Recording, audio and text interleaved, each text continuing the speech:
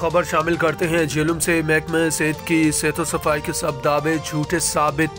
Corrupt राशि और सिफारशी इंतजामिया और अमले की वजह से बेसिक हेल्थ यूनिट पिंडी सैदपुरा गंदगी, कूड़े, क्रिकेट और गंदे पानी के जौड़ में तब्दील। तफसीलात के मुताबिक बेसिक हेल्थ यूनिट पिंडी सैदपुरा की हालत ज़ार देखकर दिल लापदीदा होकर रह गया, क्योंकि महकमा सेहत जिसने गरीब आवाम को सेहत जैसी बुनियादी सहूलत फराहम करनी है, लाखों का सालाना फंड हड़प, करप्ट राशि और सिफारशी इंतजामिया और अमले की वजह से BHU पिंडी सैदपुरा की अपनी बिल्डिंग में डेंगू मच्छर की अफजाइश, खुले गटर, दीवारें टूटी हुई हैं, बिल्डिंग खंडर का मंजर पेश कर रही है।